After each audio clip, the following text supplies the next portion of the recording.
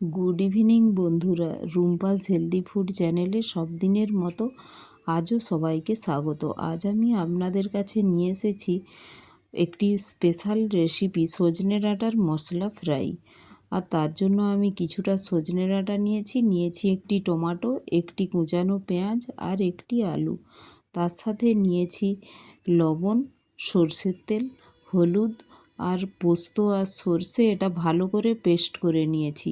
সর্ষে কম দিয়েছি, পোস্তটা বেশি দিয়েছি। আর নিয়েছি কস্তুরি মেথি আর লঙ্কা, শুকনো লঙ্কা একটি ফোড়নের জন্য।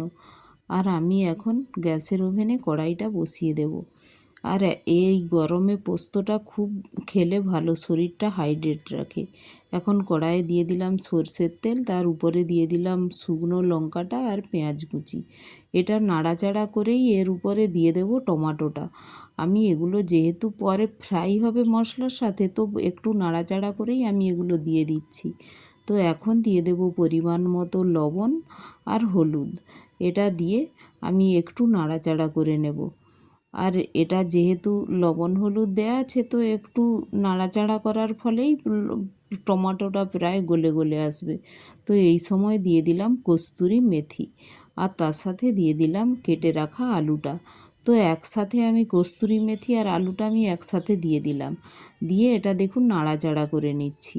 এখন ওর উপরে দিয়ে দেব যে পোস্ত আর সর্ষেটা আমি পেস্ট করে রেখেছি, ভালো করে বেটে রেখেছি, ওটা দিয়ে দিলাম।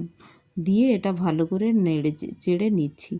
তো এখন এটা নাড়াচাড়া করে আমি ভালো করে নেড়ে নিয়েছি। তো এখন এর মধ্যে দিয়ে দিলাম সজনে ডাঁটা। সজনে ডাঁটাটা দিয়ে মশলার সাথে জাস্ট মিশিয়ে নিয়েছি, নাড়াচাড়া আমি করি না আর সজনে ডাঁটা দিয়ে। তো দিয়ে আমি এটা বয়েল হওয়ার জন্য আমি পরিমাণ মতো একটু জল দিয়ে এটা ঢেকে দিলাম। ঢেকে এটা 4-5 মিনিট কন্টিনিউ কুক হতে দিয়েছিলাম। দেখুন প্রায় কুক হয়ে এসেছে। তো দেখুন একটু বাকি আছে, প্রায় 90% প্রায় কুক হয়ে গিয়েছে। তো আমি বাকি যে একটু বয়েল হতে বাকি আছে, তো ওটা আমি ঢেকে আর একটু ঢেকে এটা আমি কুক হতে দেব। তো ঢেকে দিলাম। এখন প্রায় 2 মিনিট আরও আমি কুক করে নিলাম। এখন দেখুন অনেকটাই প্রায় কুক হয়ে এসেছে। তো এখন এই সময় এটা নাড়াচাড়া করতে করতেই দেখব আলুগুলো, দেখছেন আলুগুলো নাড়াচাড়া করতে করতেই ভেঙে যাচ্ছে। তো এইভাবে এতটাই কুক করতে হবে, একটু ভালো করে বয়েল করতে হবে, যাতে নাড়াচাড়া করার ফলে আলুগুলো প্রায় শুকিয়ে শুকিয়েও আসে আর ভেঙে এরকম মশলার সাথে মিশে যায়।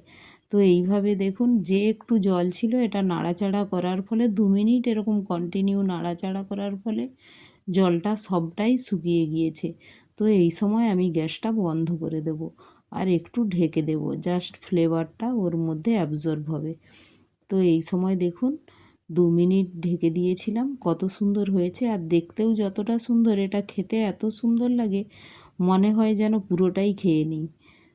তো দেখুন রেসিপিটি যদি ভালো লাগে একটি লাইক, শেয়ার ও সাবস্ক্রাইবও করে দেবেন। আর অবশ্যই একবার এইভাবে সজনে ডাঁটা বানাবেন। Thank you.